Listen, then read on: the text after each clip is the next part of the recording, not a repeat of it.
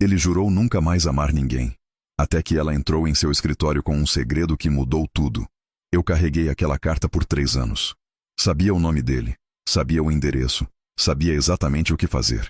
O que eu não sabia era que o destino ia me colocar do outro lado da mesa dele todos os dias. E que eu ia me apaixonar pela pessoa que eu mais precisava decepcionar. Antes de começar, deixe um comentário nos dizendo de onde você está nos assistindo. Para nós significa muito. São Paulo, março. O escritório Melo & Associados ocupa o 14º e o 15º andares de um edifício de vidro no Itaim Bibi, e quem entra pela primeira vez naquela recepção aprende 3 coisas em menos de 30 segundos. Que o espaço foi projetado para intimidar, que as pessoas que trabalham ali sabem disso, e que o sócio principal tem gosto para silêncio e intolerância para desperdício de tempo. Isadora Campos soube as 3 coisas simultaneamente. Ela tinha 23 anos, uma bolsa de couro marrom que seu pai tinha dado quando ela passou na OAB, e o melhor currículo da turma de Direito da USP daquele ano. O que descobriria nas próximas semanas era exatamente o tipo de qualificação que neste escritório não impressionava ninguém, porque todos tinham currículo excelente, e a seleção funcionava por algo diferente do que os currículos mediam. Ela havia chegado no direito por um caminho que os colegas achavam interessante quando ela contava.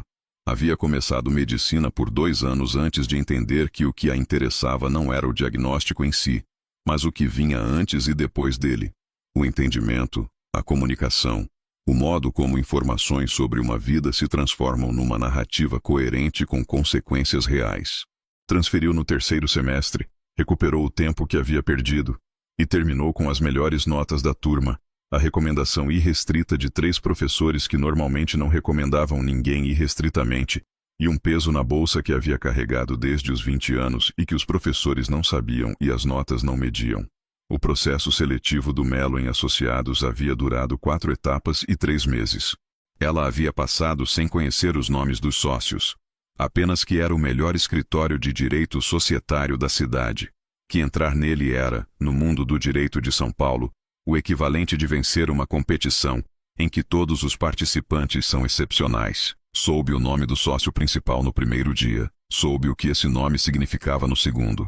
A recepcionista se chamava Beatriz, 40 e tantos anos, cabelo preso, expressão de quem já viu muitos associados chegarem com aquela bolsa e aquele nervosismo específico e sabia exatamente como essa história costumava terminar. Isadora Campos, disse Isadora. Sei quem você é. Disse Beatriz não com frieza, mas com a eficiência de quem não tem tempo para o protocolo de apresentações. Espera ali. Mônica vai buscar você em 10 minutos. Isadora esperou. Olhou para o lobby. O mármore bege. Os vasos com plantas que custavam o que ela ganharia em 3 meses. A vista para a cidade que a essa hora da manhã estava coberta por uma camada de neblina leve, que o sol de março ia desfazendo devagar. Em cima de uma mesa lateral, um arranjo de flores brancas.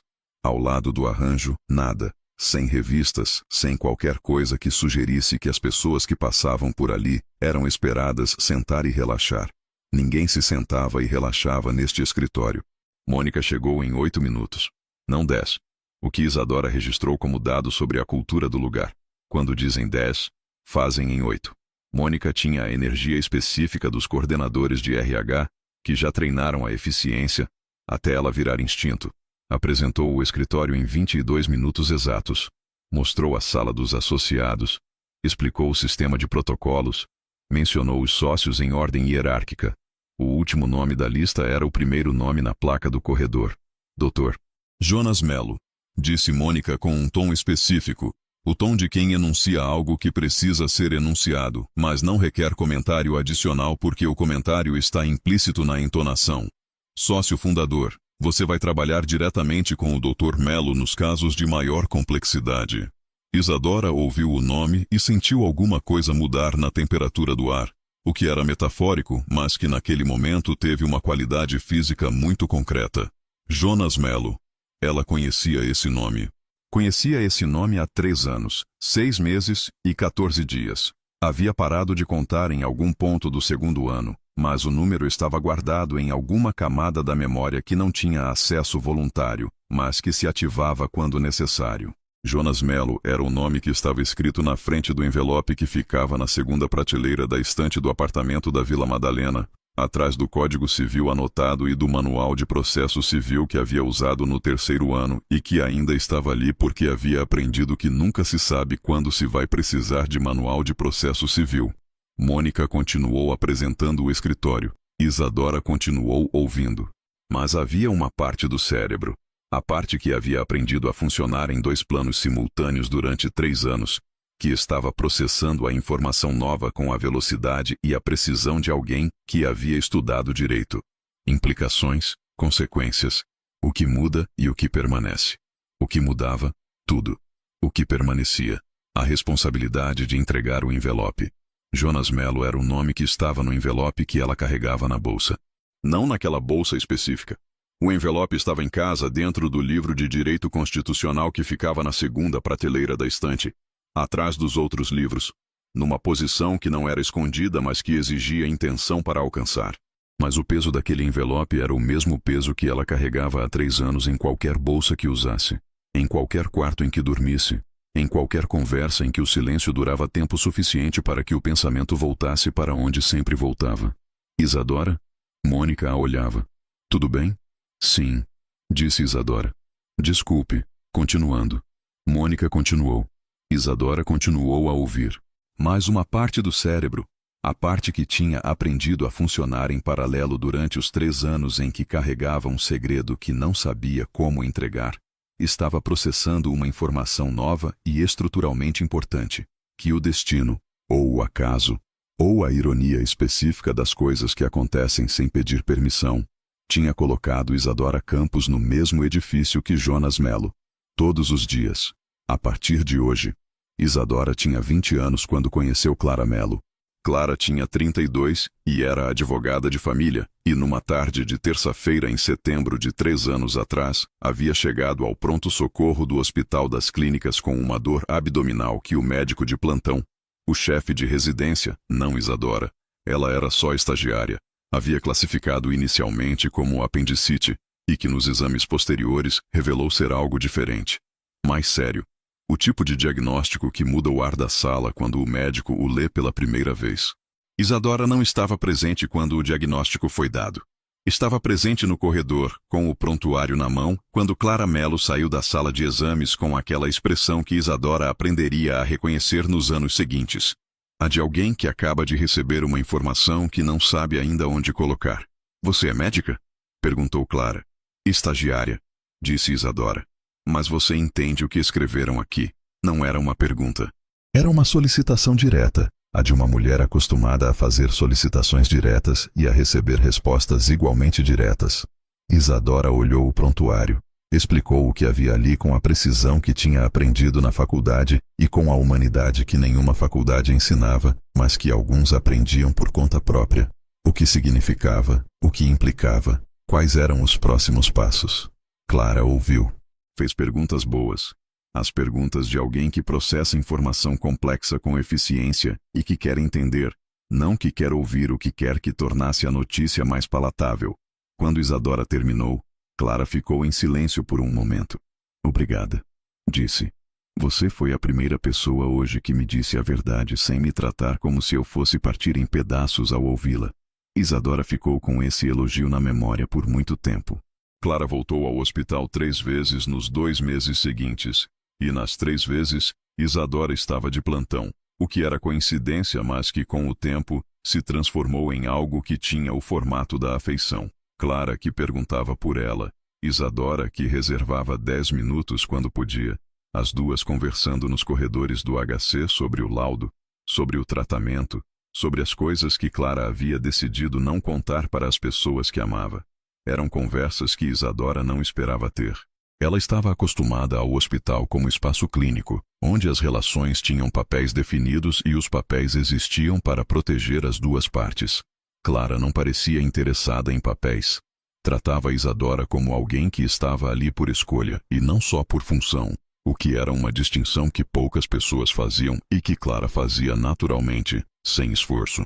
Nas conversas, Isadora aprendia coisas sobre o direito de família que nenhuma aula havia ensinado. A diferença entre o que a lei diz E o que as famílias vivem, o modo como um processo de guarda muda as pessoas que passam por ele, a razão pela qual Clara havia escolhido aquela área, quando podia ter escolhido o societário ou o tributário, que pagavam mais e tinham mais prestígio na escala do escritório. O societário resolve conflitos entre empresas, disse Clara uma tarde, no corredor dos quartos, com o prontuário embaixo do braço.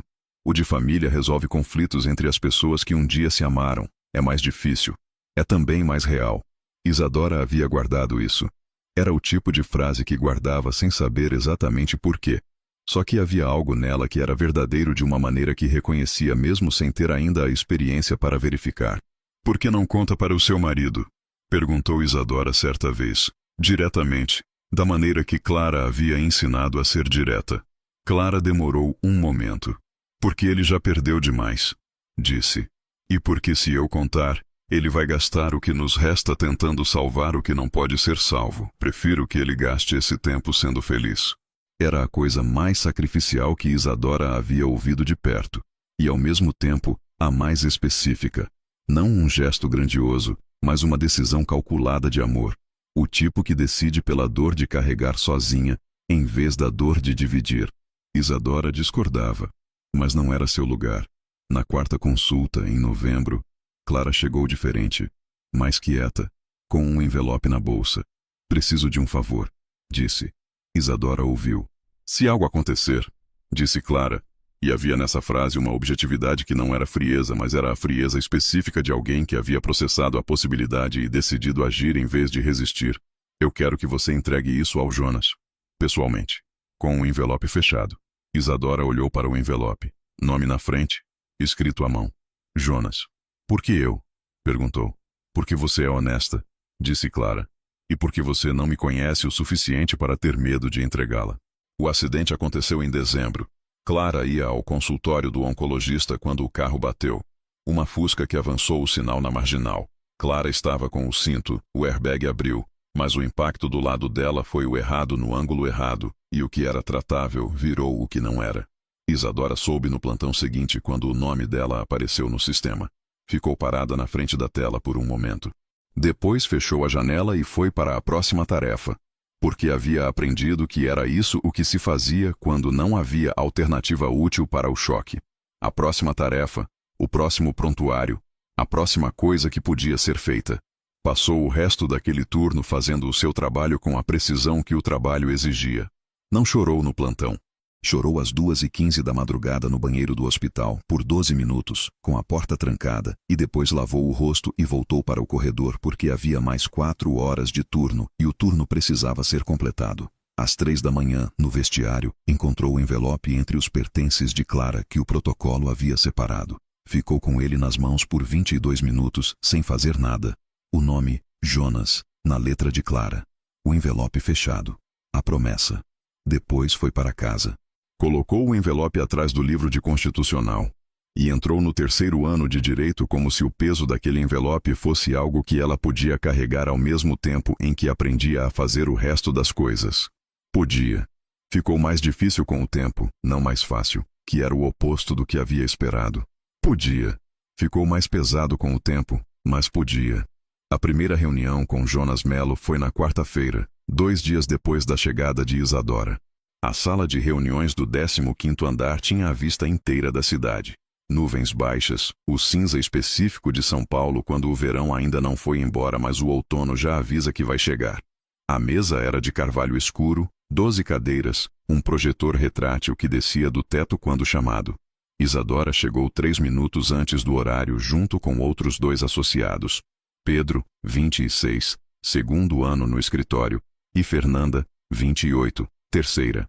Jonas Mello entrou exatamente na hora. Isadora ouviu pela primeira vez e entendeu por que Mônica havia usado aquele tom específico quando disse o nome dele.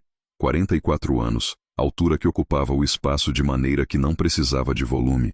Cabelo escuro com gris nas têmporas que não era descuido, mas também não era cuidado excessivo. Terno cinza sem gravata, como alguém que já provou tudo o que tinha a provar e não precisa mais do acessório. A expressão de quem não tem nada a fingir e há muito tempo decidiu que não fingir é mais eficiente do que o oposto. Era diferente da silhueta que Isadora havia construído em 3 anos de carregar o nome dele na memória. Não menor, mas real. A silhueta era abstrata. Era o destino de um envelope. Era um conceito.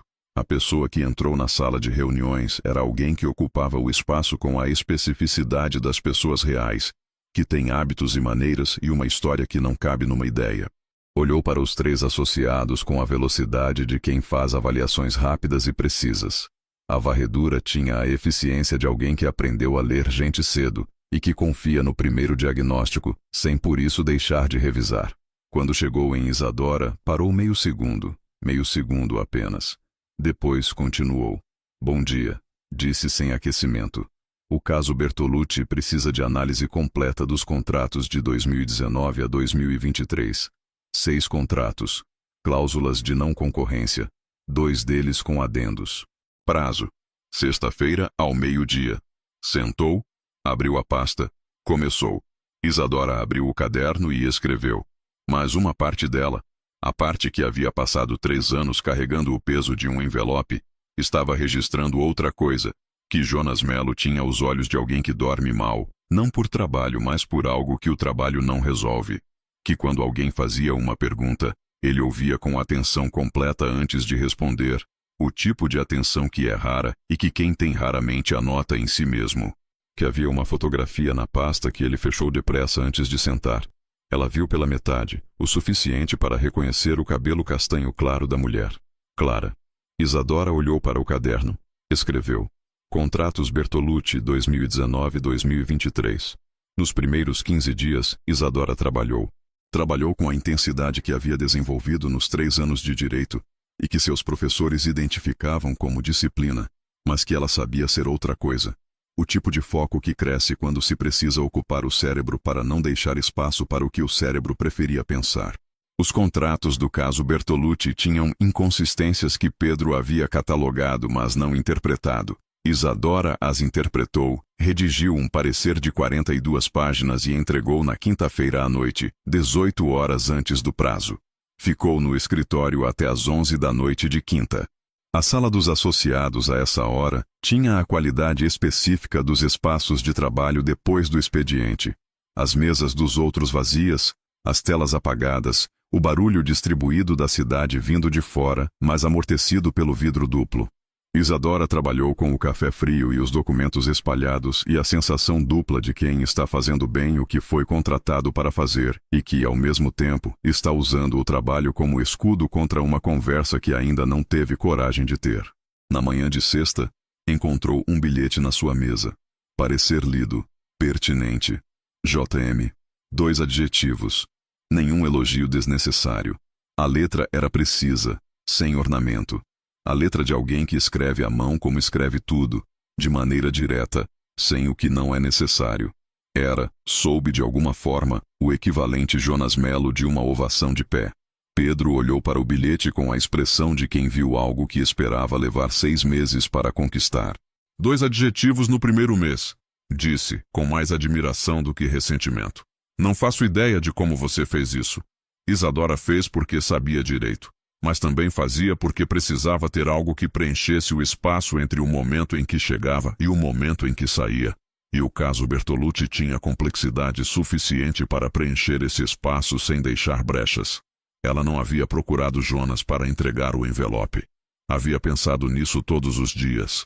Havia aberto a gaveta da mesa no primeiro dia de trabalho, olhado para o lugar onde normalmente ficaria o envelope se ela o tivesse trazido, e ficado ali por 30 segundos antes de fechar a gaveta e abrir o processo. O problema não era a entrega.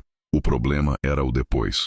O problema era que depois de entregar, o que havia entre ela e Jonas Melo deixaria de ser simplesmente uma relação profissional e passaria a ser algo que ela não sabia nomear e que ele definitivamente não havia pedido. E havia outro problema, menor mas crescente, que Jonas Melo não era o que ela havia imaginado. Em 3 anos de carregar o segredo, ela havia construído uma imagem. Não negativa, não distorcida, apenas abstrata, a silhueta de um homem que existia no envelope de Clara como um destinatário. Um nome, um endereço, uma responsabilidade que ela devia cumprir. A pessoa real era mais complicada do que a silhueta. Se você chegou até aqui, Se inscreva no canal e ative o sininho para não perder o final dessa história.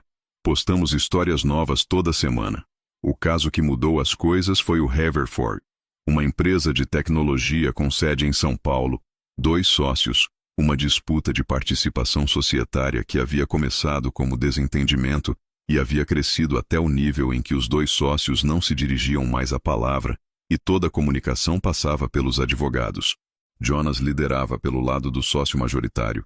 Isadora foi designada para a pesquisa de precedentes.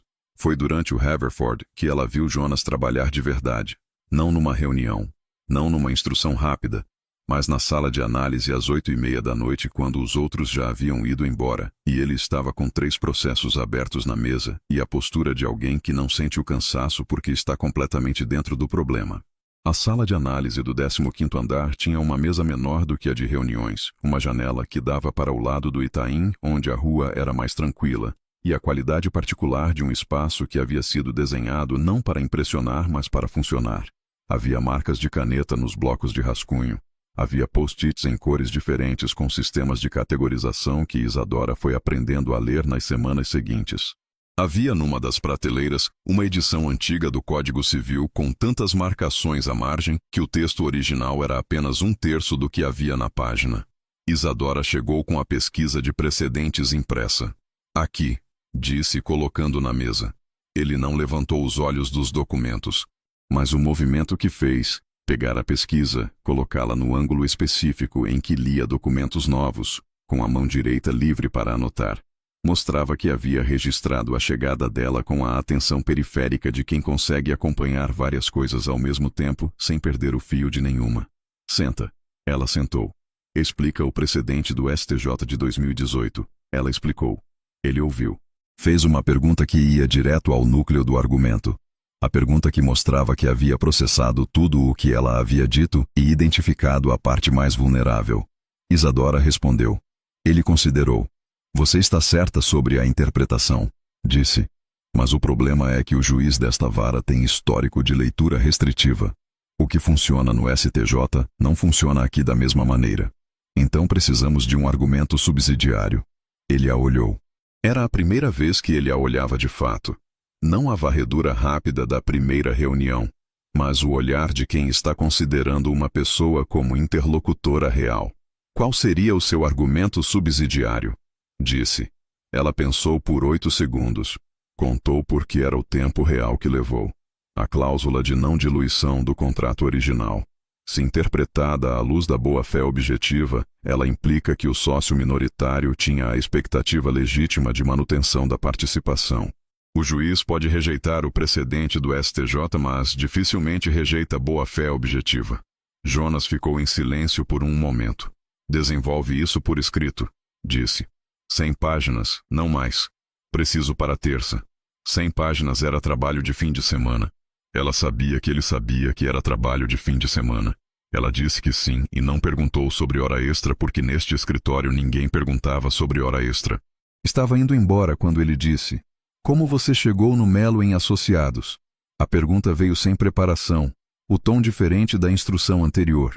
Isadora se virou. Processo seletivo. Disse. Eu sei que foi processo seletivo. Pergunto o que te trouxe para cá. Era uma pergunta com mais dentro do que as palavras continham.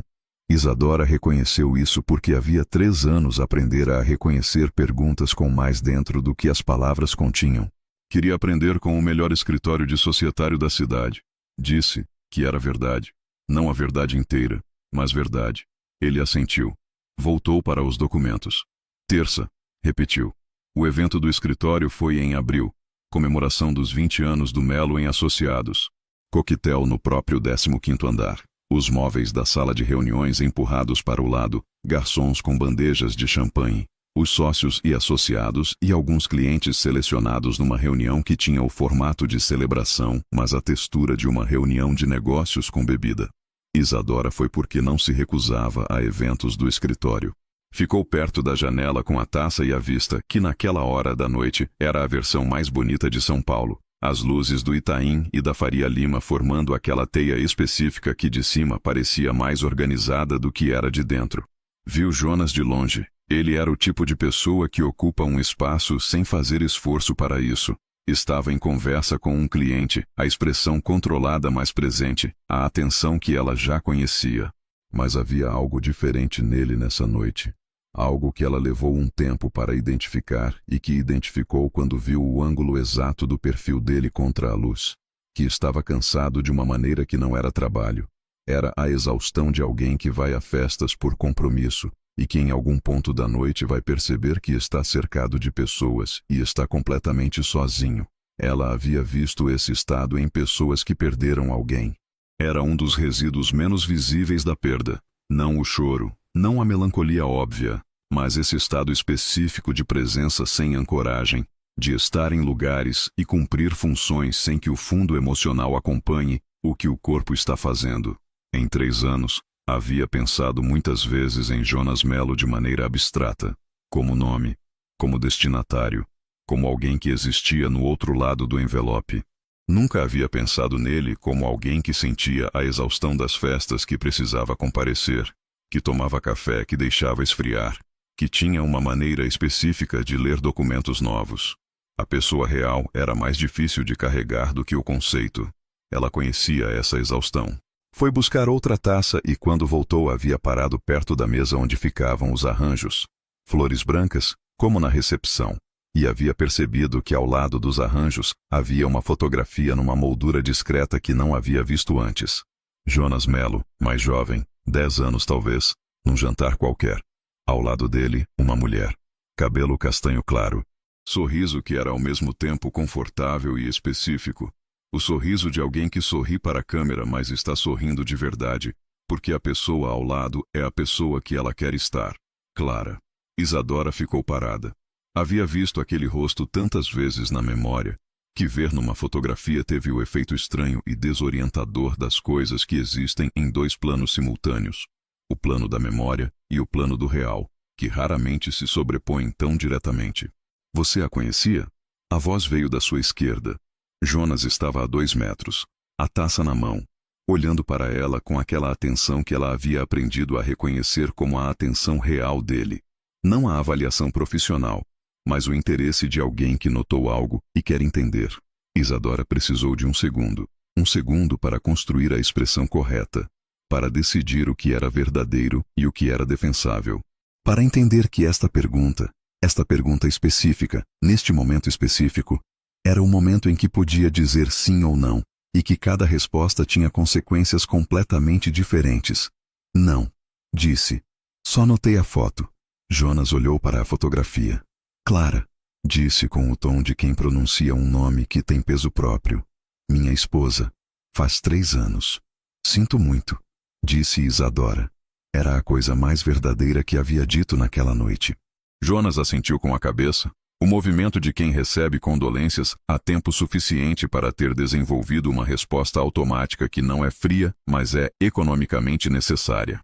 A festa está boa, disse ele, mudando de assunto com a naturalidade de quem decide quando um tópico termina. Está, disse ela. E ficaram ali por mais um momento antes de ele ir embora. E Isadora ficou olhando para o champanhe e para a fotografia de Clara e sentindo o peso do envelope em casa, na segunda prateleira, atrás dos livros. Um peso que não era físico, mas que naquela noite tinha uma qualidade física que era difícil de ignorar. Na saída do coquetel, no elevador, sozinha, havia tomado uma decisão, que entregaria o envelope. Não sabia quando, não sabia como. Mas a fotografia de Clara sorrindo para uma câmera 10 anos atrás, e o Jonas que havia dito, faz 3 anos, com a economia específica de quem diz a coisa mais difícil de dizer, e não tem energia para mais, haviam tornado impossível continuar com o peso exatamente onde estava. Havia carregado por 3 anos porque não sabia como entregar. Havia trabalhado ao lado dele por 7 meses porque não havia encontrado o momento. O momento estava chegando. Isadora não sabia que forma teria, mas sabia que estava chegando. A semana seguinte foi diferente. Não dramaticamente. Jonas Mello não era o tipo de homem que deixava as coisas pessoais interferir no profissional de maneira visível.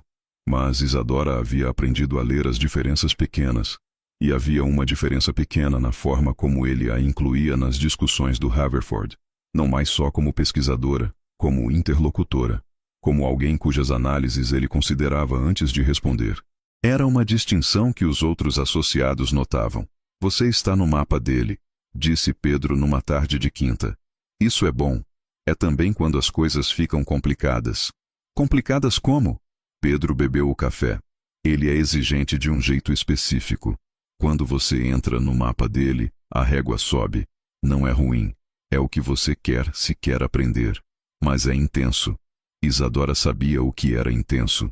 Intenso era o que havia na sala de análise às 9 da noite quando os dois estavam com os processos do Haverford espalhados e Jonas dizia: isso não está funcionando. Não como crítica, mas como diagnóstico. E os dois passavam os próximos 40 minutos reconstruindo o argumento do zero, com aquela eficiência particular que surge quando duas pessoas pensam em frequências compatíveis. Intenso era a maneira como ele a olhava quando ela dizia algo que ele não havia considerado. Não surpreso, exatamente, mas com algo que era reconhecimento. A expressão de alguém que encontra o que estava procurando num lugar que não esperava encontrar. Havia uma sessão específica, numa quarta de abril, que Isadora depois pensaria como o momento em que havia entendido com clareza o que inteligência prática significava na prática. Não como conceito, mas como experiência.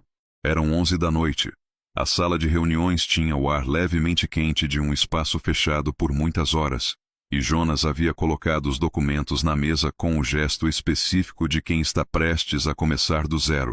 Disse: o argumento está invertido. Não é a boa-fé objetiva que protege o contrato.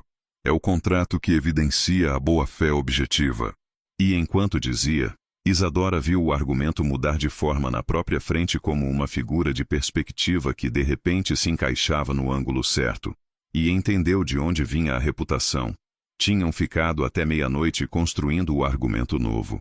Na saída, no elevador, os dois em silêncio com o cansaço específico e satisfatório das noites em que o trabalho termina melhor do que começou, Jonas havia dito: bom trabalho. Sem adjetivos adicionais. Era o máximo do que ele distribuía. Isadora havia aceitado como o elogio que era. Intenso era o que ela sentia quando saía do escritório às 10h30 e ficava esperando o Uber na calçada do Itaim com o vento de abril e a certeza crescente e completamente inoportuna de que havia algo acontecendo entre ela e Jonas Mello, que não tinha nome profissional. Esse conteúdo é possível graças aos nossos membros. Se você quiser apoiar o canal e ter acesso a histórias exclusivas, entre para a nossa comunidade. O link está na descrição. Isadora foi buscar o envelope em casa numa segunda-feira à noite. Tirou da prateleira, colocou na bolsa. Naquela bolsa de couro marrom que seu pai havia dado. Ficou sentada no sofá do apartamento da Vila Madalena com a bolsa no colo por 40 minutos sem abrir. Depois abriu. O envelope estava intacto. Tinha o nome Jonas na frente. A letra de Clara. Cursiva irregular. A letra de quem escrevia à mão porque havia escolhido escrever à mão em vez de digitar, porque havia entendido que havia coisas que o papel segurava de maneira diferente da tela. Isadora não havia aberto o envelope. Não abriria. Havia prometido. Havia sido tentada, nos primeiros meses. Não por curiosidade, mas pela ilusão de que se soubesse o que estava escrito saberia também como entregar. Como se o conteúdo fosse dar a ela as palavras certas para a conversa que havia imaginado ter centenas de vezes e que havia adiado centenas de vezes pela mesma razão, que não havia palavras certas para chegar na porta de alguém e dizer: olha, eu estava com sua esposa perto do fim, ela me deu isso para você, eu deveria ter trazido antes, mas não consegui. Nos 3 anos, havia construído uma mitologia ao redor do envelope que ela sabia que era mitologia, mas que cumpria uma função. Mantinha o ato de entregá-lo como algo que requeria o momento certo, as circunstâncias certas, a versão certa dela mesma. Sempre havia uma razão para esperar mais um pouco. O primeiro ano, estava terminando a faculdade, não era a hora. O segundo, havia passado na OAB, precisava se estabelecer primeiro. O terceiro, havia entrado no processo seletivo mais importante da carreira, e aí descobriu que o processo seletivo era para o escritório do homem cujo nome estava no envelope. O destino, ou o acaso, ou a ironia particular das coisas que não pedem autorização, havia resolvido o problema de uma maneira que Isadora não havia pedido, mas segurou o envelope. Ficou com o peso daquilo entre os dedos e pensou em Clara. Não a Clara do prontuário, não a Clara da última conversa no hospital, mas a Clara da fotografia no escritório de Jonas, a do sorriso que era ao mesmo tempo confortável e específico. Pensou em Jonas. Pensou no que aconteceria quando ela entregasse isso. Havia imaginado a cena várias vezes em 3 anos. Ela batia na porta, dizia que havia conhecido Clara no hospital. Explicava brevemente. Entregava. Fim. A responsabilidade transferida, o peso distribuído, a coisa que havia prometido finalmente cumprida. O que ela não havia imaginado era que conheceria Jonas antes de fazer isso, que trabalharia com ele, que a linha entre o Jonas do envelope e o Jonas da sala de análise às 9 da noite ficaria tão difícil de separar. Colocou o envelope de volta na bolsa. Na terça-feira levou para o escritório. Ficou em sua gaveta o dia todo. Na hora do almoço, Jonas a chamou para revisar um ponto do Haverford. Ficaram 40 minutos na sala de reuniões. Ele tinha um café que não bebia enquanto trabalhava, o que ela havia notado como traço de personalidade. Pedia café, deixava esfriar. Às vezes bebia frio, sem perceber. Você está estranha hoje, disse ele, sem levantar os olhos do processo. Isadora parou. Era a primeira vez que ele fazia uma observação pessoal sobre ela. Não profissional. Pessoal. A diferença era considerável, e ela precisou de um segundo para processar que havia acontecido antes de responder. Não estou. Você está. Ele virou uma página. Não me diz o que é, mas está. E havia nessa frase algo que ela não havia esperado. Que ele não insistisse. Que nomeasse e depois largasse, sem exigir explicação, sem o gesto de quem usa a observação como pressão. Era a generosidade específica de alguém que sabe que as pessoas têm interior, e que o interior às vezes não está disponível para ser partilhado, e que isso não é algo que precisa ser forçado. Era o tipo de observação direta que Jonas fazia, e que ela havia aprendido não eram agressivas, mas eram precisas. Ele não especulava, ele nomeava o que via. Era uma maneira de estar no mundo que ela havia descoberto ser rara, e que, descobria agora, era perturbadora de maneiras específicas quando direcionada a ela. Dormi mal, disse. Ele levantou os olhos. Ficou um momento. A boa-fé objetiva no argumento subsidiário, disse voltando ao processo. Precisamos de mais 2 fontes doutrinárias. Hoje. Eu trago, disse ela. E foi. O envelope ficou na gaveta. O escritório à noite tinha uma qualidade diferente do escritório de dia. A quietude específica dos lugares que só existem plenamente quando cheios, mas que revelam outra coisa quando vazios. A ossatura arquitetônica sem o revestimento de movimento e vozes. Havia dias em que Isadora ficava até às 11 ou meia-noite não porque o prazo exigia, mas porque preferia. O apartamento da Vila Madalena tinha o silêncio doméstico, que era um tipo de silêncio. O escritório, depois dos outros irem embora, tinha o silêncio do trabalho, que era diferente. Menos com espaço para pensar no que não devia ser pensado, mais com a estrutura dos casos abertos na tela como orientação. Isadora gostava do escritório à noite. Era quando ela trabalhava melhor. Sem as interrupções, sem o barulho distribuído das conversas e das impressoras e das reuniões que aconteciam em todas as salas ao mesmo tempo. Era quando o trabalho tinha aquela qualidade de absorção total que ela havia descoberto cedo como a única maneira de colocar uma coisa na frente de outra com eficiência. Era uma quarta-feira, 10h20 da noite, quando decidiu. Pedro e Fernanda já tinham ido. A assistente do 15º também. A sala dos associados estava vazia exceto por ela. E as luzes do corredor estavam no modo noturno. Mais baixas, mais quentes. Isadora pegou o envelope. Subiu as escadas internas que conectavam o 14º ao 15º. A sala de Jonas ficava no canto, com vista dupla. Faria Lima de um lado, Itaim do outro. A porta estava fechada. Ela parou no corredor. Havia ensaiado isso. Bater, entrar. Colocar o envelope na mesa, dizer o necessário, sair. Não precisava de mais do que 3 minutos. Havia calculado. Ergueu a mão para bater. A porta se abriu. Jonas estava de pé com a jaqueta do terno no braço, a pasta na outra mão, a expressão de quem estava prestes a ir embora. Viu Isadora e parou. Os dois ficaram um segundo na soleira.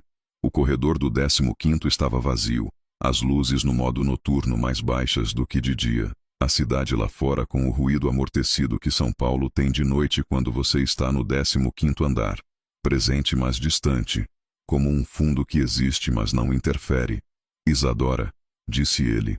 O nome dela na voz dele tinha uma qualidade que ela havia começado a notar recentemente e que havia decidido não examinar com atenção demais, porque examinar com atenção demais as coisas que não devem ser examinadas era a maneira mais rápida de transformá-las em problemas. Desculpe, disse ela. Eu estava passando. Era a mentira mais transparente que havia dito em muito tempo, e ela sabia que ele sabia que era mentira, porque Jonas Melo não passava por cima de coisas transparentes. Era também a única coisa que havia conseguido produzir, porque o script que havia ensaiado. Bato, entro, coloco o envelope, digo o necessário, saio. Havia desaparecido completamente no segundo em que a porta se abriu e ele estava do outro lado. Ele olhou para o envelope nas mãos dela. Ela havia esquecido que o envelope estava nas mãos dela. O que é isso? Disse. O envelope estava com o nome Jonas, virado para cima. A letra de Clara visível. Isadora olhou para o envelope. Depois para ele. Depois de volta para o envelope. O momento durou mais do que durava na versão ensaiada. Nada, disse. Documentos de um caso. Ele olhou para a letra no envelope. Para a letra específica, cursiva e regular, que era a letra de alguém que ele havia visto escrever à mão porque preferia escrever à mão porque havia entendido que o papel segurava as coisas de maneira diferente da tela. Isadora viu o momento em que ele reconheceu. Não foi dramático. Foi um segundo. Um segundo em que algo mudou na expressão dele. Não muito. Só o suficiente para ser perceptível para quem estava aprendendo a ler as diferenças pequenas. Boa noite, disse ela. E foi. Nos 3 dias seguintes, Jonas não mencionou o envelope. Isadora não mencionou o envelope. O caso Haverford entrou na fase de audiências, e os dois estiveram juntos durante 8 horas numa quinta-feira no fórum, sentados lado a lado na sala de espera, trabalhando nos documentos finais, comendo salgado da lanchonete do térreo porque não havia tempo para almoço de verdade. Foi durante esse dia que Jonas contou sobre Clara pela primeira vez. Não diretamente, não como decisão, mas da maneira que as coisas contadas chegam quando o contexto cria o espaço para elas. O fórum tinha aquela qualidade específica das instituições que existem há muito tempo, sem nunca ter sido reformadas para parecer modernas. Os corredores largos, as portas pesadas, o barulho distribuído de vozes e passos que era ao mesmo tempo o barulho do trabalho sendo feito e do tempo passando devagar. Jonas movia-se naquele espaço com a familiaridade de alguém que havia estado lá centenas de vezes e que sabia onde ficavam os bebedouros e qual elevador era mais rápido e a qual cartório convinha chegar 10 minutos antes. No intervalo para almoço, que não foi almoço propriamente, mas um salgado de frango comido em pé na lanchonete do térreo com os documentos ainda na mão, Isadora havia ficado de frente para aquele fórum e pensado em Clara. Não era incomum. Havia semanas em que pensava nela todos os dias em formas diferentes. A Clara do hospital era uma versão. A Clara que Jonas mencionava raramente em fragmentos. Outra. A Clara da fotografia no coquetel era uma terceira. Havia uma Clara que existia no envelope, que Isadora não havia lido e nunca leria, mas cuja presença conhecia. Eram muitas Claras para uma pessoa que não havia conhecido direito. O advogado contrário havia mencionado algo sobre o processo de inventário de um dos clientes, e Jonas havia dito, já passei por isso, com o tom de quem diz algo factual e não quer que seja aprofundado, e depois continuou para o próximo ponto. Mas Isadora ficou com aquele já passei por isso por um longo tempo. Havia algo na economia de 3 palavras, a escolha de mencionar sem desenvolver, de nomear sem explicar, que dizia mais sobre como Jonas carregava a experiência do que qualquer desenvolvimento teria dito. Era a diferença entre contar e reconhecer. Ele não havia contado, havia apenas reconhecido, em voz alta, que havia passado por aquilo. O reconhecimento era suficiente para ele. Para ela, era o primeiro sinal de que havia algo real por baixo da superfície controlada do 15º andar. À tarde, quando a audiência terminou e os dois estavam esperando o elevador do fórum, ele disse, "Você tem mais paciência do que a maioria das pessoas que já trabalharam comigo." Era o tipo de observação que Jonas fazia de maneira direta e que não era elogio exatamente, mas era algo mais honesto do que um elogio. A diferença entre "você é boa no que faz" e "eu notei algo em você que é raro. E Jonas fazia a segunda versão de maneira natural, sem ornamento. Aprendi a ter paciência, disse Isadora. Com o direito? Com algumas coisas. Havia uma pausa. Na fila para o elevador havia mais 2 advogados que não eram do escritório, com pasta e expressão de longa tarde. Jonas os ignorou com a eficiência de quem sabe que a privacidade de uma conversa não depende de isolamento, mas de escolher o que se diz. Ele a olhou. Com algumas coisas. Repetiu, não como eco, mas como registro, a maneira que ele tinha de confirmar que havia ouvido algo com mais dentro do que as palavras continham, que havia notado, que havia guardado. O elevador chegou. Os 2 entraram. O percurso até o térreo durou 42 segundos e nenhum dos 2 disse mais nada. Mas havia no silêncio do elevador algo que não era simplesmente silêncio. Se essa história está chegando até você, considere deixar um super thanks. Cada apoio nos permite continuar criando. Muito obrigado. Foi na semana seguinte que Jonas soube. Não da maneira que Isadora havia imaginado. Não a cena ensaiada com o envelope entregue e os 3 minutos calculados. Da maneira que as verdades chegam quando não foram entregues na hora certa. Pela lateral. Pelo acidente. Pela coisa pequena que revela a maior. Ela havia deixado o celular na sala de reuniões depois de uma reunião de 3 horas sobre o Haverford. Voltou para buscar. Jonas estava na sala, de pé, o celular dela na mão. Não lendo, só segurando, mas com a tela ligada por algum motivo e a tela mostrando a notificação de uma mensagem antiga que havia chegado faz tempo e que ela nunca havia apagado porque não havia conseguido. A mensagem era de um número salvo como Hospital, Dr. Carvalho, e dizia: Isadora, recebemos o atestado de óbito de Clara Mello. Conforme combinado, envie os pertences restantes pelo endereço que você indicou. Jonas estava olhando para a tela. Quando Isadora entrou, ele levantou os olhos. Havia algo na expressão dele que ela não havia visto antes. Não raiva, não exatamente. Era a expressão de alguém que acaba de receber uma informação que muda a geometria de algo que achava que entendia. Você conhecia Clara? Disse. Não era pergunta. Isadora ficou na porta. Jonas, disse. Você conhecia Clara e mentiu quando eu perguntei na festa. O escritório estava silencioso. Eram 5 da tarde e havia ainda outros associados nos andares de baixo, mas aquela sala tinha o silêncio específico dos momentos em que algo está sendo dito que não pode ser desfeito depois de dito. Sim, disse ela. Quem você é? Fui estagiária no Hospital das Clínicas. Ela foi internada algumas vezes nos 2 meses antes de... Isadora parou. Nós conversávamos.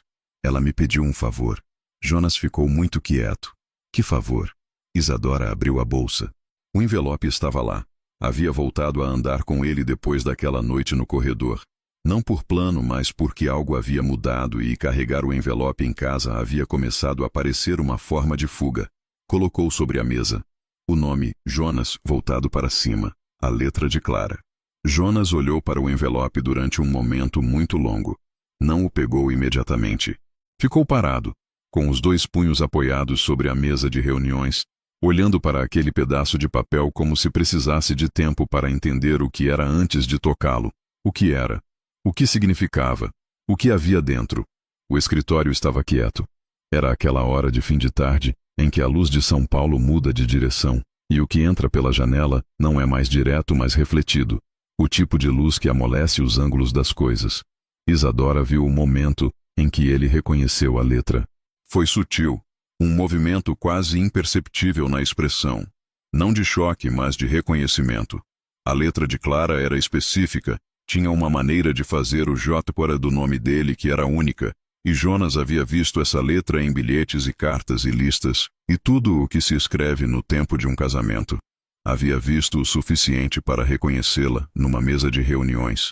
Num envelope que uma associada de 23 anos havia tirado da bolsa de couro marrom. Ela te deu isso no hospital, disse. Nos últimos dias. Me pediu para entregar pessoalmente. Faz 3 anos. Sim. Ele a olhou. Por que você esperou 3 anos?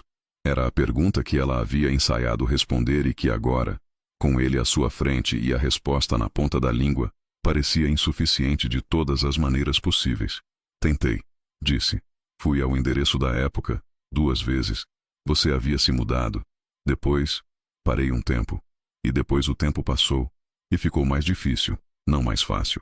Cada mês que passava tornava mais pesado chegar e dizer: "Olha, eu tinha isso." Ela parou. "Não é uma boa resposta." "Não é," disse ele. Ficaram assim por um momento. Havia algo que Isadora queria dizer, que haveria dito em qualquer outra situação, porque ela não era boa em ficar calada quando havia algo verdadeiro a ser dito. Mas naquele momento específico, naquela sala de reuniões com aquela luz de fim de tarde e aquele envelope sobre a mesa, a coisa verdadeira a dizer seria: "Eu sinto muito." E ela havia dito isso antes, no coquetel, quando ele havia dito: "Faz 3 anos." E sabia que naquele contexto não era o suficiente, e não era o que ele precisava de uma pessoa que havia carregado uma carta da esposa dele por 3 anos sem entregar. Então ficou quieta. Jonas olhou para ela por um momento com a expressão de quem está processando algo que ainda não terminou de processar. Jonas pegou o envelope. Ficou com ele nas mãos por um segundo. O mesmo peso que Isadora havia carregado por 3 anos, o peso de algo que contém a escrita de alguém que não está mais. Ela havia passado tempo suficiente com aquele envelope para saber exatamente quanto pesava. O tipo específico de leveza de um envelope de carta com poucas páginas dentro. E o paradoxo que era aquele peso físico não corresponder de nenhuma maneira ao peso de tudo que estava escrito dentro dele. Jonas sabia disso também agora. Ela conseguia ver que ele sabia. "Pode sair," disse. Isadora saiu. Ela ficou no corredor do 15º andar durante 6 minutos. Não havia planejado ficar. Havia planejado descer, pegar a bolsa na sala dos associados, ir embora, mandar uma mensagem para Mônica dizendo que precisava de uma licença médica por alguns dias, enquanto processava o que havia acabado de acontecer. Ficou porque as pernas não foram. Era uma das coisas que o corpo fazia às vezes. Decidir antes da cabeça, ou talvez decidir em oposição ao que a cabeça havia planejado, com a sabedoria específica das coisas que não são racionais, mas também não são erradas. Ficou com as costas encostadas na parede do corredor, a bolsa no ombro, o piso de mármore claro do 15º andar, refletindo a luz baixa da noite. A faxineira havia passado mais cedo e o corredor cheirava ao produto que eles usavam nas superfícies. Um cheiro neutro, institucional. O cheiro que os escritórios têm quando estão vazios e que é diferente do cheiro que têm quando estão cheios de pessoas. Isadora havia chegado a conhecer cada variante de cheiro do 15º andar nos meses desde março. O que era o tipo de detalhe que a pessoa nota quando está passando tempo suficiente num lugar. Do outro lado da porta, havia Jonas Melo lendo uma carta que havia esperado 3 anos por ele. E Isadora não conseguia ir embora antes de saber, não o que estava escrito. Ela jamais abriria. Mas o que era o depois? Se havia depois. Se havia alguma versão do depois em que as coisas se organizavam de uma maneira que não destruía tudo o que havia construído desde março.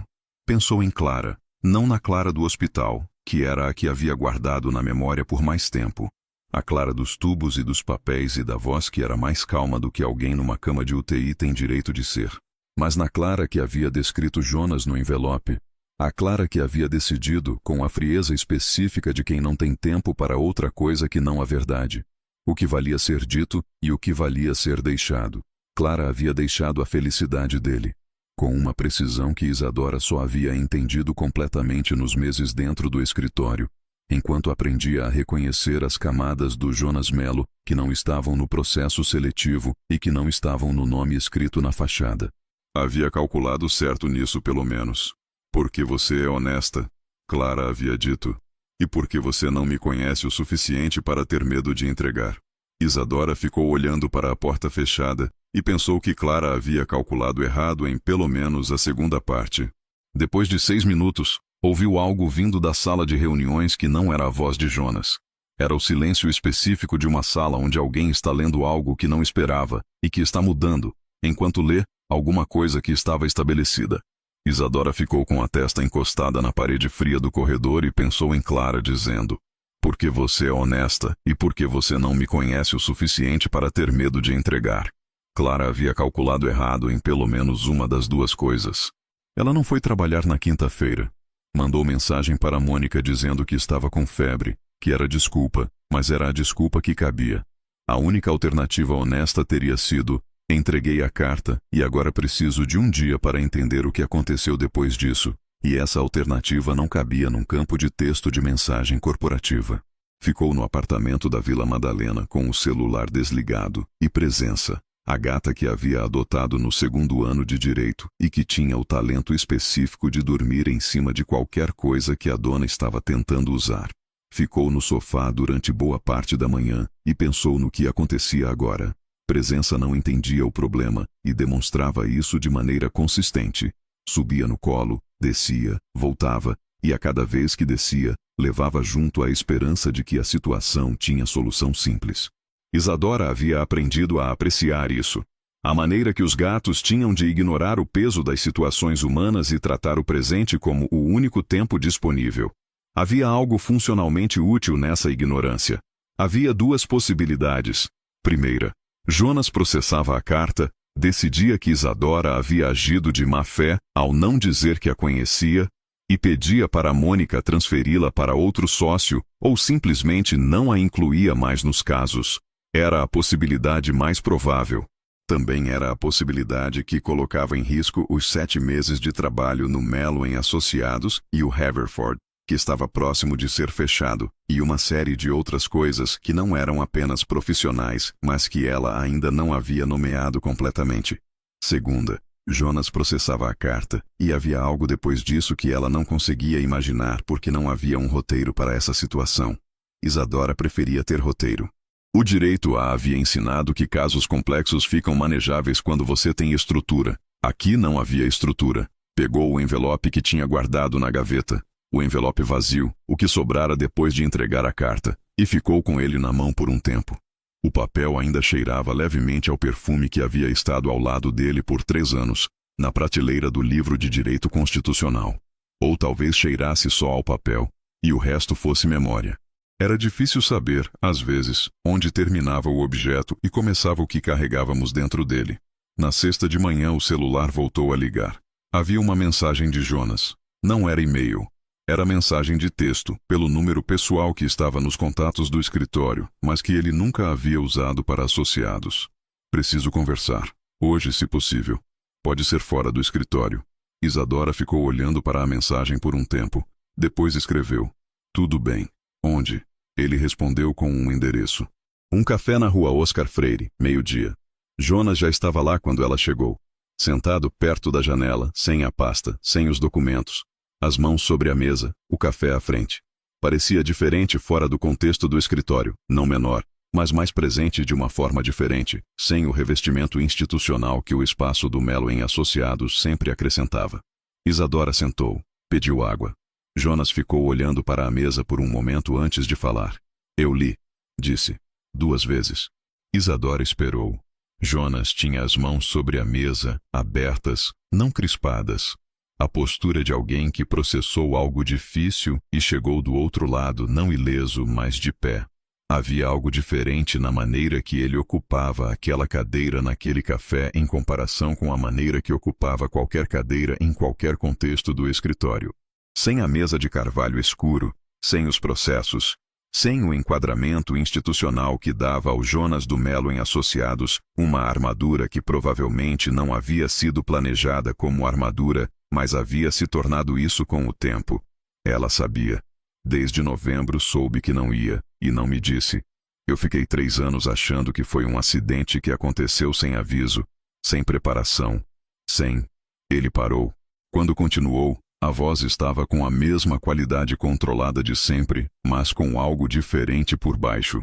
Algo que não era fraqueza, mas era o que existe antes da fraqueza. A vulnerabilidade que está antes de decidir se vai ou não deixar ser visto. 3 anos com a versão errada da história. Isadora entendia isso. Havia carregado uma versão incompleta da história por 3 anos também. A versão em que o envelope ficava em casa na prateleira e ela não havia conseguido entregá-lo e não havia consequências disso para além da culpa que crescia silenciosamente a cada mês que passava. Ela não queria que você... Eu sei o que ela não queria. Não era brusco. Era preciso. Ela explica na carta. Eu entendo o que ela pensou que estava fazendo. Uma pausa. Não significa que estou bem com isso ainda. Isadora assentiu. Você tem raiva de mim, disse. Jonas ficou quieto por um momento. Tenho raiva da situação, disse.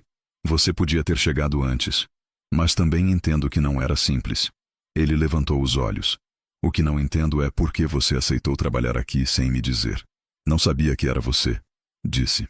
Quando me candidatei, sabia o nome do escritório, não o nome dos sócios. Quando soube, no primeiro dia, já era tarde para simplesmente ir embora. Por que tarde? Porque eu havia passado no processo seletivo mais difícil da minha turma e eu precisava do emprego. Ela disse com uma honestidade que era a única moeda que fazia sentido naquele momento. E por que chegar no primeiro dia e dizer: olha, eu conheci sua esposa. Não era uma conversa que eu sabia como ter. Jonas olhou para o café que estava esfriando. Ela escreveu sobre você, disse. Isadora não esperava isso. Havia esperado muitas coisas. Que ele ficasse em silêncio durante toda a caminhada. Que dissesse que precisava de mais tempo. Que a conversa fosse difícil do começo ao fim. Não havia esperado isso. Disse que você era honesta. Que você havia explicado o diagnóstico sem tratar ela como se fosse partir em pedaços.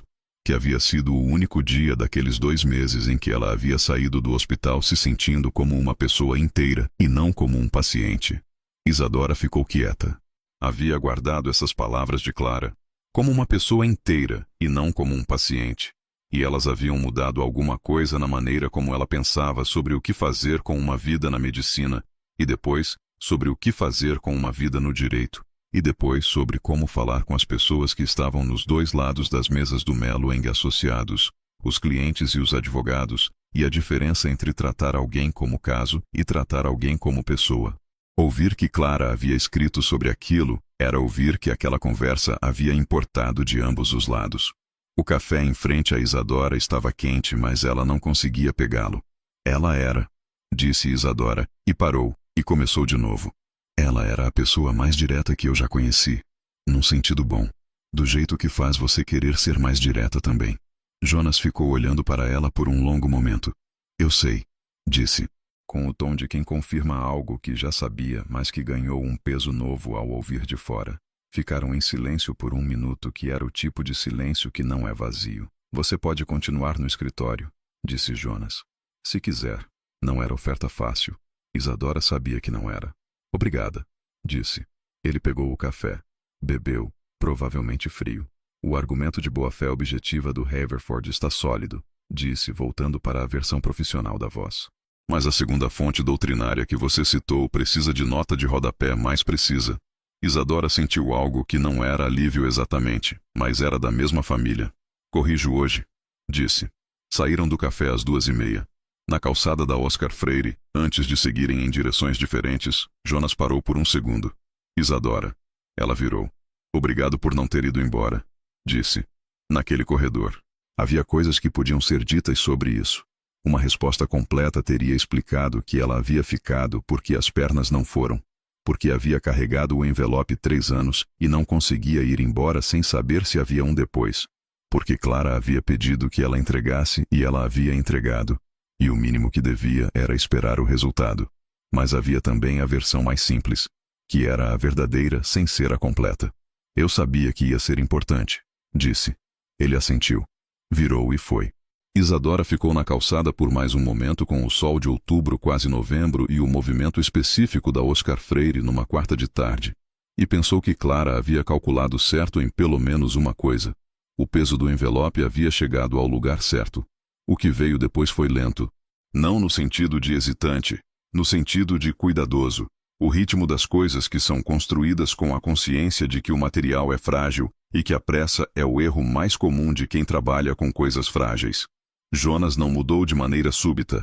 Não havia súbito nele. Havia o gradual, o consistente, a transformação que acontece quando uma pessoa que havia construído muros decide, não de uma vez, mas de muitas vezes pequenas, abrir exceções. Pedro havia notado antes de Isadora nomear. Você está no mapa dele, disse numa manhã de novembro, enquanto os dois esperavam o elevador do 14º, com a franqueza específica de quem não está sendo indiscreto, mas simplesmente descritivo. O que significa isso? Significa que Jonas Melo tem exatamente as pessoas que ele precisa no radar, e que o resto é mobília de escritório. Não é julgamento. É observação. Pedro pressionou o botão do elevador pela 2ª vez, sem necessidade. Desde que você chegou, você está no radar. Isadora havia pensado nisso depois. Havia concluído que Pedro provavelmente estava certo, e que era impossível saber com certeza o que isso implicava para além do profissional, e que provavelmente não era prudente tentar descobrir antes do Haverford estar fechado, o que naquele ponto ainda estava em andamento. Era o tipo de abertura que não tem anúncio. Acontecia em gestos pequenos. O café que ele às vezes deixava na mesa dela sem comentário quando sabia que ela estava num prazo difícil. A maneira que, quando havia divergência de interpretação jurídica entre os dois, ele não resolvia por autoridade, mas abria para discussão, o que era diferente de como tratava os outros associados. A tarde em que ele passou pela sala e parou na porta sem razão aparente. Ficou 5 segundos, disse, "Bom trabalho no Amendola", e foi embora. E Pedro, que havia visto, ficou olhando para Isadora com a expressão de alguém presenciando um fenômeno meteorológico raro. Isadora foi se tornando uma das exceções. Não porque havia entregado a carta, ou não só por isso, mas porque havia algo entre os dois que havia existido antes da revelação e que continuou depois dela. Aquela frequência compatível que Pedro havia notado na maneira que Jonas incluía Isadora nas discussões, que os outros associados notavam na maneira que o escritório funcionava diferente quando os dois estavam numa sala juntos. Trabalharam juntos no Haverford até o fim, que foi uma vitória parcial mais real. Trabalharam no caso Amendola, que veio depois, uma fusão societária com complicações tributárias, que ficou bonita no papel e feia na prática, até que ficou bonita de novo, com trabalho. Trabalharam num caso de propriedade intelectual que durou 8 meses, e que Jonas dizia ser o mais chato da carreira, e que Isadora havia encontrado genuinamente fascinante, o que havia se tornado uma piada entre os dois. A versão de piada que existe entre pessoas que podem discordar sobre a natureza do trabalho sem que isso perturbe nada. Havia um café na Oscar Freire que havia se tornado o lugar de reuniões, não reuniões, conversas que começavam sobre o caso e terminavam sobre outras coisas, sobre São Paulo, sobre a prática do direito de família que Clara havia escolhido, e que Jonas achava emocionalmente exigente de uma maneira que o societário não era, sobre as coisas que Isadora havia aprendido sobre perda nos 3 anos em que havia carregado o envelope, sem saber bem o que a perda de outra pessoa fazia com quem ficou responsável por ela. O café tinha mesas de mármore e luz que vinha do lado, e o dono conhecia Jonas pelo primeiro nome porque Jonas era o tipo de pessoa que volta aos lugares que funcionam até eles ficarem familiares. Isadora havia percebido esse traço em outras ocasiões. O restaurante que pedia de novo porque estava bom, a papelaria do bairro que ainda usava para comprar os blocos de rascunho quando podia comprar online. Havia nessa consistência algo sobre como ele encarava o mundo, com atenção às coisas pequenas que funcionavam, sem a inquietação de quem sempre procura o novo. Era um traço que contrastava com a reputação que ele tinha no escritório, de exigente, de implacável com o que não prestava. Os dois eram verdadeiros e compatíveis, ela havia descoberto. Implacável com o que era ruim e consistente com o que era bom eram faces do mesmo padrão. Atenção ao que de fato importa. "Por que você foi ser médica e terminou no direito?" perguntou Jonas numa dessas tardes. "Medicina era o que eu achei que queria", disse ela. "Direito foi o que descobri que era. O hospital teve a ver? Parcialmente." Ela considerou. "Percebi que o que eu gostava não era de curar. Era de entender o que está acontecendo e explicar de maneira que faça sentido. Isso o direito também tem." Jonas ficou olhando para ela. "Clara teria gostado de você", disse. Era a primeira vez que ele dizia algo assim. Não sobre o que Clara havia escrito sobre Isadora, mas sobre o que ele mesmo avaliava. "Acho que eu gostaria dela também", disse Isadora. "Além do que gostei." Jonas assentiu. Ficaram em silêncio por um tempo que era confortável. A espécie de silêncio que só existe entre pessoas que não precisam preencher. Em agosto, 6 meses depois do envelope, Jonas chegou na sala dos associados às 6 da tarde. O que era incomum, ele normalmente mandava chamar, e disse: "Você tem planos hoje à noite?" Pedro levantou os olhos de maneira que Isadora decidiu não registrar. "Não", disse Isadora. "Tenho um cliente de arte que precisa de orientação sobre cessão de direitos. Ele é melhor às ceias do que às reuniões e marcou jantar no Fasano. Você acompanha?" Era pedido profissional, com subtext que os dois reconheciam mas que ainda não havia sido nomeado. Claro, disse ela. O fazano tinha aquela luz específica que faz as conversas durarem mais do que as pessoas planejam. Uma luz que não era romântica no sentido calculado, mas que tinha o efeito prático de tornar o tempo dentro do restaurante mais lento do que o tempo lá fora. O que era útil quando havia trabalho a fazer e agradável quando o trabalho terminava. O cliente era um colecionador de 62 anos que havia comprado uma série de obras cujos direitos de reprodução eram mais complicados do que o negociante havia explicado. Uma situação que era relativamente comum naquele mercado, onde os intermediários muitas vezes simplificavam o que não era simples para fechar a venda, e que exigia explicação cuidadosa para não transformar a notícia de complicação em notícia de crise. Jonas e Isadora passaram a primeira hora explicando a situação com a precisão que o caso requeria, e o colecionador ouviu com mais calma do que a maioria dos clientes nessa situação. O que Jonas depois disse a Isadora era sempre bom sinal. Quem ouve com calma quando a notícia é ruim, geralmente tem perspectiva. Quem entra em pânico geralmente complica o que podia ser resolvido. Depois o cliente foi embora satisfeito com o plano e com o prometido prazo de 30 dias, e eles ficaram. Não havia decisão explícita de ficar. Foi da mesma maneira que as coisas entre os dois aconteciam, pelo gradual, pelo natural, pelo próximo passo que era o próximo passo. Jonas pediu outra taça. Isadora também. O garçom retirou os pratos de cliente e deixou os deles. Pediram vinho. Conversaram de outras coisas. Jonas contou sobre o escritório nos primeiros anos, antes dos 20 que comemoraram em abril, quando eram 3 advogados numa sala emprestada em Pinheiros e o primeiro cliente grande havia chegado por indicação da irmã de um amigo de faculdade, e havia sido o suficiente para que o escritório ficasse de pé o primeiro ano. Isadora ouviu com aquela atenção que havia aprendido a ter com as histórias que Jonas contava.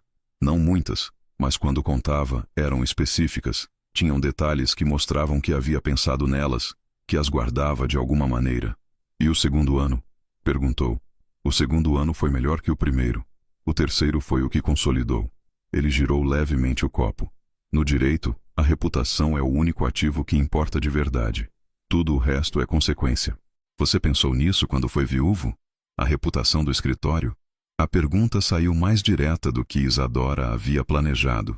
Mas havia algo no fazano naquela hora. A luz baixa, o cansaço bom de um caso fechado, o vinho que estava bom, que tornava o direto mais natural do que o indireto. Jonas não pareceu incomodado.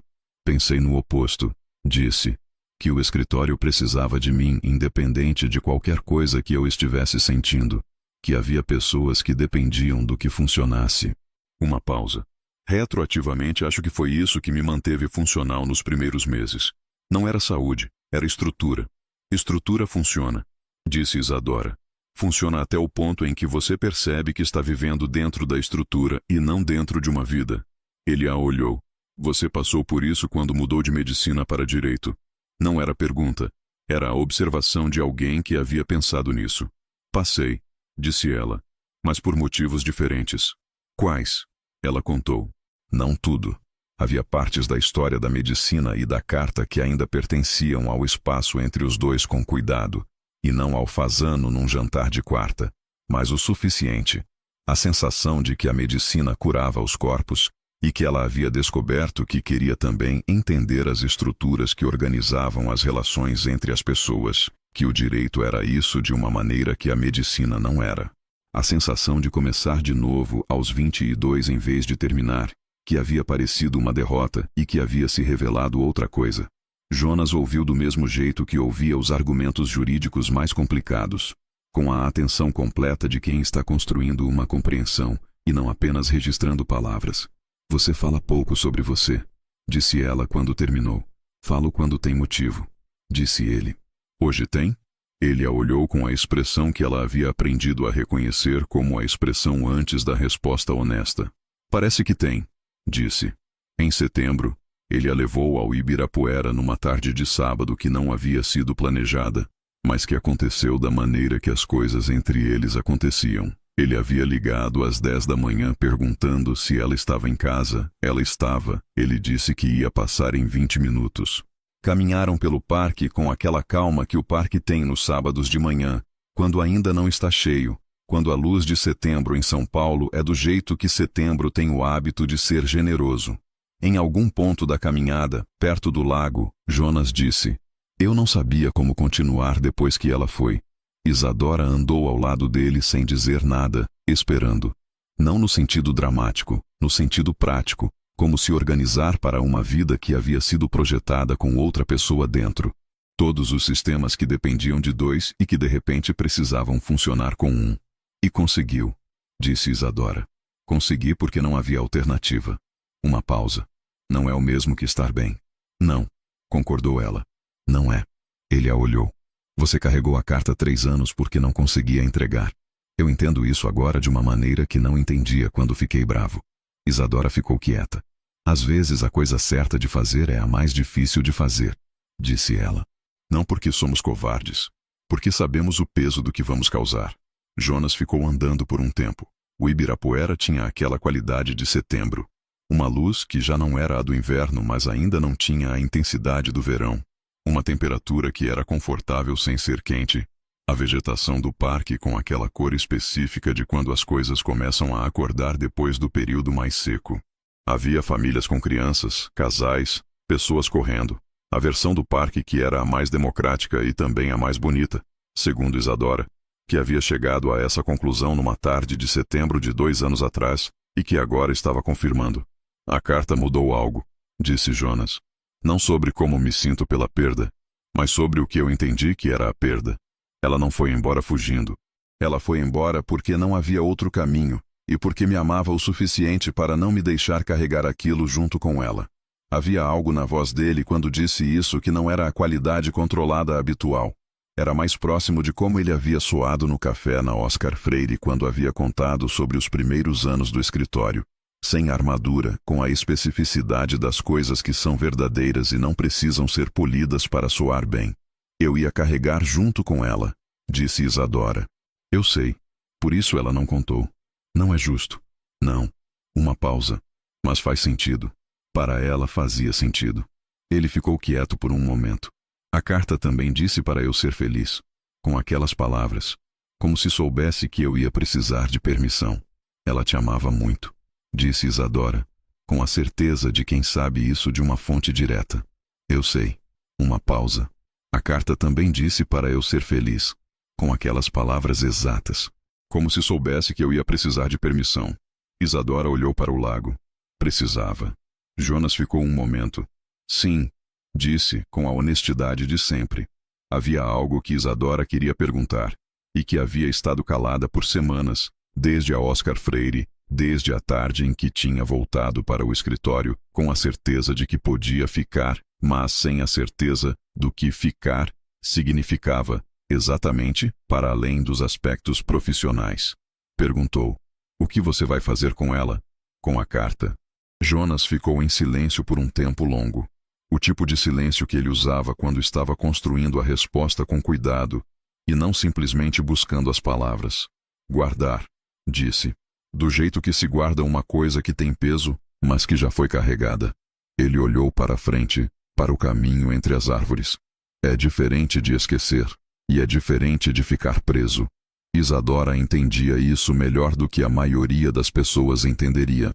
Havia carregado o envelope por 3 anos com o peso de algo que precisava ser feito, e que ela havia adiado, e havia aprendido naquele tempo que o peso não diminuía com o adiamento. Só mudava de forma, se instalava em lugares diferentes, aparecia em momentos inconvenientes. Guardar a carta, mantê-la, não destruí-la, não forçar um esquecimento que não era possível, era o tipo de decisão que exigia clareza sobre o que o passado merecia e o que o presente precisava. Jonas havia chegado a essa clareza mais rápido do que ela esperava. Mas Jonas fazia tudo mais rápido do que ela esperava, quando havia clareza suficiente sobre o que precisava ser feito. Continuaram andando, e em algum ponto do caminho de volta para a saída do parque, sem nenhuma decisão explícita, a mão dele encontrou a dela. Era um gesto pequeno. Tinha o peso de tudo que havia levado até ali: o envelope, o hospital, os 3 anos, a chegada no escritório sem saber, a fotografia na festa de 20 anos, o corredor do 15º de madrugada, o café na Oscar Freire, o Ibirapuera em setembro com a luz que era generosa. A mão de Jonas era a mão de alguém que havia carregado muita coisa sozinho por muito tempo e que naquele momento havia decidido, não dramaticamente, não com declaração, mas da maneira que ele decidia todas as coisas importantes, silenciosamente, com convicção, parar de carregar sozinho. Isadora não disse nada. Ele também não. Havia uma coisa que Isadora havia aprendido de Clara, na conversa no corredor do HC sobre o direito de família versus o societário, que as coisas que importam de verdade raramente precisam ser ditas em voz alta para serem reais. Às vezes o papel segurava o que as palavras não conseguiam. Às vezes uma mão encontrando outra num parque de setembro dizia o que nenhum dos dois havia conseguido dizer nas semanas e meses anteriores. O parque continuava ao redor deles, com o setembro que era generoso como setembro costuma ser. 6 meses depois, numa tarde de março, exatamente 1 ano depois de Isadora ter entrado no Melo em Associados, Jonas pegou a carta de Clara pela segunda vez. Estava na gaveta da mesa de trabalho do apartamento em Higienópolis que ele havia se mudado 2 anos depois que Clara foi. Não porque não conseguia ficar, mas porque havia chegado a hora de começar de um lugar que era só seu. A carta ficara na gaveta desde a tarde em que a leu no escritório, não escondida, não exposta, guardada da maneira que se guardam as coisas que têm peso, mas não precisam ser carregadas o tempo todo. Leu. Era a mesma letra de sempre, a mesma maneira de fazer o J do nome dele, as mesmas palavras que na primeira vez o haviam partido ao meio, e que na segunda vez tinham uma qualidade diferente, não menos pesadas, mas mais inteiras. Como se o luto, que não termina nunca completamente, houvesse chegado a um ponto em que podia coexistir com outras coisas sem as apagar.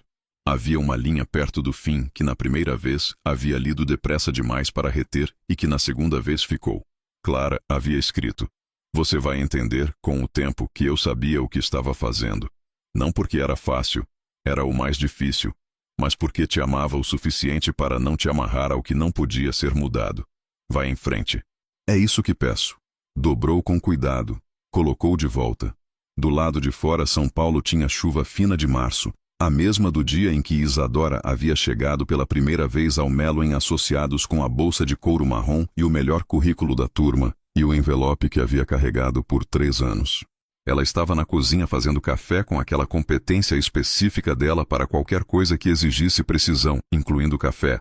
Havia descoberto que o apartamento de Jonas tinha uma máquina que era mais complicada do que parecia, e havia aprendido a usá-la com mais satisfação do que era tecnicamente necessário para fazer café. Jonas ficou olhando para a gaveta fechada por um momento. A carta era de Clara, mas a vida do outro lado da carta era dele.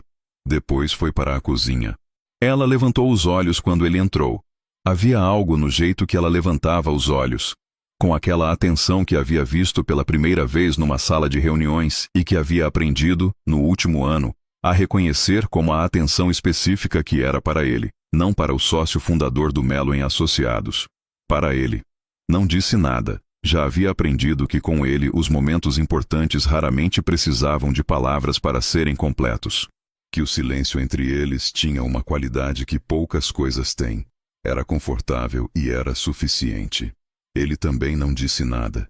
Só ficou ao lado dela com a chuva lá fora e o café que estava passando, e a certeza, que não precisava ser dita porque era real o suficiente sem isso, de que Clara havia calculado certo em pelo menos uma coisa, que a permissão para ser feliz era tudo o que precisava. Isso, e a pessoa certa ao lado, que havia chegado com um envelope, uma bolsa de couro marrom, e 3 anos de um peso que ela havia carregado até o lugar onde podia ser posto para baixo. De março a março. 1 ano inteiro. Às vezes é o tempo que leva. Você chegou até o fim. Escreve nos comentários o que sentiu com essa história. Sua mensagem faz a gente continuar criando.